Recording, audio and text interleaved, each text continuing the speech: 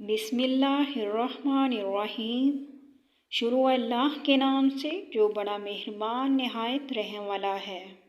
अहदीस मुबारक के आगाज़ से पहले सब दोस्तों से गुजारिश है कि एक बार दुरूद शरीफ पढ़ लें। एक बार दुरूद शरीफ पढ़ने से अल्लाह 10 मरतबा रहमत फरमाते हैं।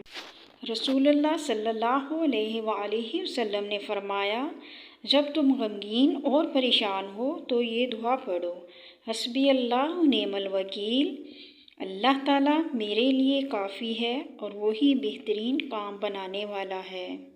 हज़रत अबू हुरैरा रज़ी अल्लाह ताला अन्हु से रिवायत है कि हुज़ूर सल्लल्लाहु अलैहि वसल्लम ने फरमाया, 3 आदमियों की मदद अल्लाह ताला ने अपने ऊपर लाजिम कर ली है। एक वो गुलाम जो मालिक से रिहाई के लिए रकम अदा करना चाहता हो, दूसरा वो जो अपने आप को गुनाह से बचाने और पाकबाज रहने के लिए निकाह करना चाहता हो, और तीसरा अल्लाह की राह में जहाद करने वाला।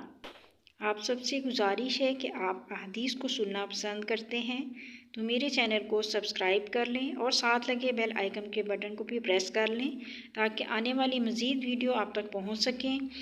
मिलते हैं नेक्स्ट वीडियो में, तब तक के लिए अल्लाह हाफिज़।